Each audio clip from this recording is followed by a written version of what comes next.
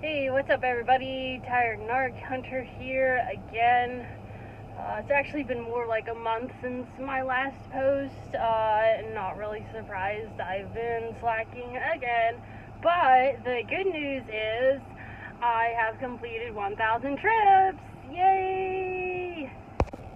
Oh, and in case you were wondering, this YouTube channel is not going to end when I hit 3,000 trips, because you see, in order to continue to get the tuition at ASU, I have to continue to be an Uber driver and maintain gold status. So that means I have a minimum number of trips that I have to complete the whole time that I am enrolled at ASU, which means at least another 3 years, something like that, after I've completed the 3,000 trips. So don't go away. So what is the hardest part about Uber driving? Honestly, staying in shape.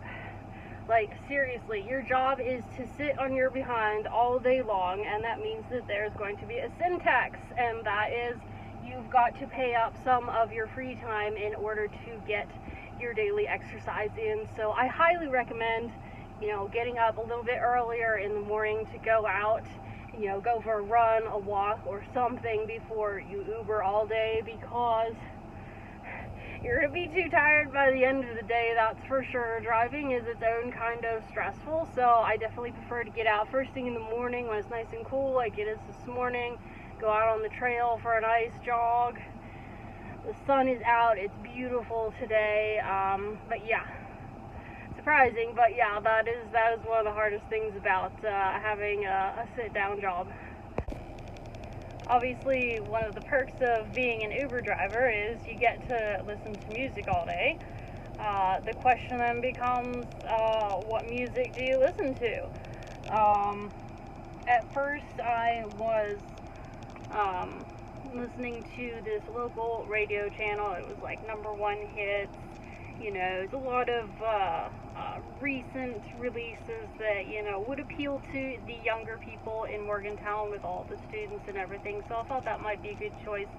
And plus they had traffic updates, which I thought might be useful. And it was okay for a while. Started to get a little bit tired of it, because they do tend to play the same songs over and over again. And when you're in your car listening to music all day, you tend to play things out pretty quickly. Then one day I had this passenger, his name was Hamad, and he asked me if I would turn my music off. And at first I didn't really know what to think about that. I was like, oh, wow. Part of me has been dying to turn it off, but also, I don't know, it's just kind of gutsy to ask me to turn it off. I didn't know quite where he was coming from. But he then proceeded to explain to me that in his culture, whenever they are fasting, part of that fasting includes turning off all music. And I was like, that's really cool. So that's kind of like if you or I would, go on a technology fast or something like that. So with, no music, that just kind of I don't know, that would really help quiet your mind. I don't know what the intention of his fasting was, but I was like, that's cool. That makes a lot of sense, and I'm glad that he spoke up and asked for that. I'm more than happy to support whatever it is that he's trying to do there. I was like, that's cool. Yeah, actually, he probably saved my life there, because I swear, if one more Taylor Swift song comes on this radio channel, I'm going to kill myself. And then we kind of just got to talking about music and how all the music that comes out anymore, it just seems like it all sounds the same. It's all about relationships, breaking up, getting back together again, falling in love, falling out of love. It's all kind of the same thing. And he made a good point. He's like, where are all the songs that are about everything else you could possibly sing about? Poetry. Think about all the topics that there are in poetry. Sing about a beautiful sunset, or you know, sitting on your back porch petting your dog. I don't know. But, like, it just seems like we've hardly tapped into all the potential song material that there is out there. So that was really cool that he also made that observation. I'm glad I'm not the only one that's kind of wondering why all the songs sound the same anymore. I mean, they didn't used to. Like, have you heard some really good oldies? I mean, they sing about anything, not just relationships, although they certainly have those, but like, Whiter Shades of Pale, you know, Bohemian Rhapsody, all kinds of cool music back then, so I don't know what's going on, man. No imagination, baby. And then he just straight up said the coolest thing. He said some of the best music that you can find anymore, surprisingly, is in video game soundtracks. And I was like, cool, dude, like, how did he know that just a few days ago I had just put a video soundtrack CD in my car? Like, how cool is that? Like, if that isn't a sign from the universe telling me to play soundtrack music, then I don't know what is. So that's the good thing about this video being a whole month late, is that now I can tell you what happened afterwards. So I decided from that point on to switch away from the radio channel permanently, and I switched out the CD that I had in there, which was the soundtrack for Uru, and I put in the soundtrack for Myst 4 Revelation, and I kept that in for, like I said, about a month, just to see how it went. Well, now I can tell you how it went, and it was actually pretty cool. The part actually that I didn't anticipate was how much more relaxed it would make me. Like, this isn't really, it's not what I would call sleepy music, you know, but it's definitely not heavy metal or anything. But just at the end of the day, realizing how much more relaxed I was listening to this instead of the music from the radio, it just made me realize, like, how anxiety-inducing some of this pumping music constantly is. Like, seriously, you gotta have some downtime, some quiet time, maybe even a little bit of sad time. You know, it can't be constantly like happy, going all the time, man. We're probably wrecking our brains by doing that.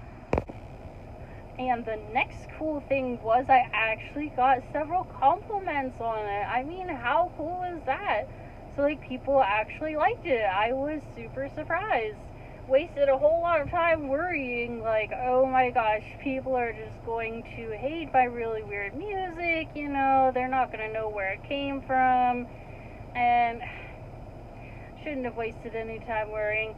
You know, my conclusion from all of that is just do whatever is you know, don't worry about trying to please everybody's expectations. I mean, my gosh, with music alone, everybody's got different tastes. You know, just put on something that vibes with you, and, you know, they'll feel that. You know, it'll make them feel good. One of the things that one of my passengers suggested to me when he saw that I had a camera on my car, a dash cam, he said, you know, you should record, like, your really long trips and then upload them to YouTube, to music. He said there's, like, lots of people who just get on there and watch that kind of stuff. So I was like, you know, that's not a bad idea. I have debated getting footage off of it for this YouTube channel anyway. So in order to do that, I'm going to try and figure out how to get the footage from the camera to my computer, to my phone. So a little bit awkward, but I should be able to figure the process out, and then I will just give you a little sample of what my camera looks like, with possibly a voiceover or music or both, and we'll see how that goes. Well, hello guys. So here is what my dash cam looks like. I'm actually kind of excited. So here I am. I get to just kind of commentate on this video. I picked this one because I ended up driving into an area that I've never been before.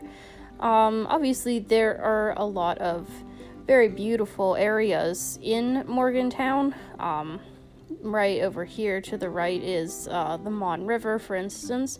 You'll find me along the river a lot. It's actually quite beautiful. But this road, right off of Isis Ferry, I have never been down here before. I believe this is called the Marina. I'm not sure, but this is where like a lot of the docks for people's recreational boats are. And unfortunately, right now, as we're driving down this road, obviously the camera is looking straight forward. It's not looking to the right where all of the boats are located at. However, I'm about to drive a little bit further down the road to drop off this passenger, and he actually said, you know, you could just drop me off here at the bottom, you know. And I'm looking at this driveway that sort of like zigzags up the hill to these townhouses or apartments, and I'm like, no, absolutely not. First of all, as a rule, I am strictly door-to-door service. I mean, I will pick you up at your front door and I will deliver you to the door that you're going to. You know, I don't make people walk. But then I was like, you know, no, I'm going up to the top of your hill. I want to see this beautiful view that you have. And here you can see a little bit of it just starting right there. But yeah, here to the left here, I'm making the left-hand turn up his driveway. Very beautiful area, very beautiful houses. But yeah, in the process of going up to drop him off, I then knew that I would need to turn around, and then we'd get a really good view on this camera of the river. So I'm really excited. This actually turned out pretty good. I like my camera. It's a pretty good dash camera, very inexpensive for my first dash cam ever. For insurance purposes, I really recommend that everybody get one of these, just because there are so many traffic accidents anymore, you know? And you don't want to be liable for something that really wasn't your fault. Oh gosh, look at that view. Look at that view. Can you imagine looking at that out your front door every day? That is pretty darn cool.